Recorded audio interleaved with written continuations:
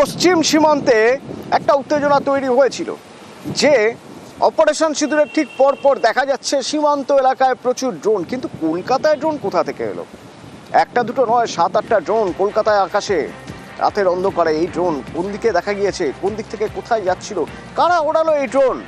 সেনা, পুলিশ কি বলতে পারছে? আমার সঙ্গে অমিত রয়েছে, সরাসরি বলতে পারবে। অমিত, কি জানতে পারছি আমরা?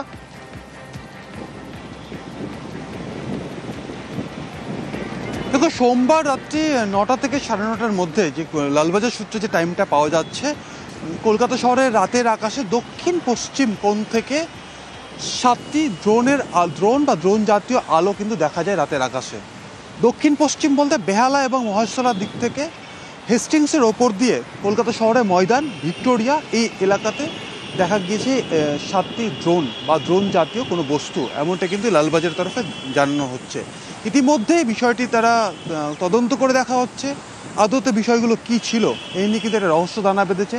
ঘটনার পরপরই লালবাজার সূত্রে দাবি কলকাতা পুলিশের তরফ থেকে, যেহেতু ময়দান এলাকাতেই ইস্টার্ন কমান্ডের বা আমাদের সেনাবাহিনী ইস্টার্ন জোনের যেহেতু হেডকোয়ার্টার রয়েছে, ফোর্ট উইলিয়াম যেহেতু, সেখানে তাদের সঙ্গে যোগাযোগ করা হয়েছিল। তাদের তরফে কোনো মহড়া করা হয়েছিল কিনা জানতে চাওয়া হয়েছিল, কিন্তু সেনাবাহিনীর তরফে তাদেরকে জানিয়েছে যে সোমবার রাতে বা ওই টাইমে সেনার তরফে কোনো মহড়া হয়নি।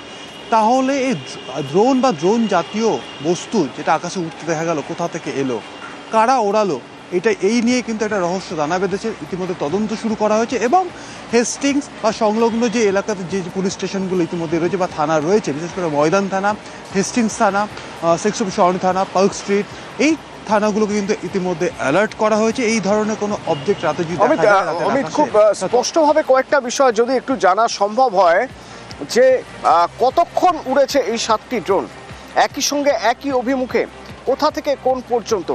এগুলো ড্রোনই তো, অন্য কিছু নয় তো?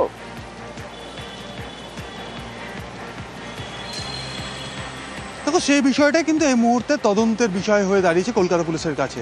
এগুলো আদতে ড্রোন না ড্রোন, তারা কোনো ফ্লাইং লাইট অবজেক্ট দেখা গিয়েছিল, এই বিষয়গুলো কিন্তু তদন্ত করে দেখা হচ্ছে।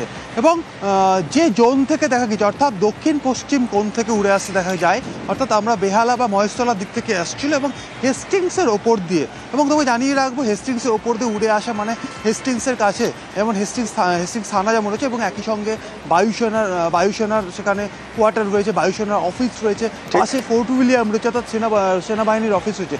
তাহলে তাদেরও কি নজর এড়িয়ে গেছিল বিষয়গুলো? এই বিষয়গুলো রয়েছে। সেক্ষেত্রে সেনাবাহিনীর তরফে যেটা জানানো হচ্ছে, তাদের তরফেও এই বিষয়টি সামনে আসার পর তারাও পুরো বিষয়টা তারা খতিয়ে দেখছেন, আদৌ রাতের আকাশ ড্রোন ছিল কিনা, না অন্য কোনো বস্তু ছিল। এবং কলকাতা পুলিশের তরফেও গুরুত্ব দিয়ে দেখা হচ্ছে বিষয়টি, কারণ এই মুহূর্তে ভারত পাক যে অশান্তির আবহ ছিল, আমরা দেখেছি রাজস্থান, পাঞ্জাবে। নিঃসন্দেহে গুরুত্ব দিয়ে দেখা হবে। গুরুত্ব দিয়ে দেখার পর কি জানা যায় দেখছি। ধন্যবাদ অমিত।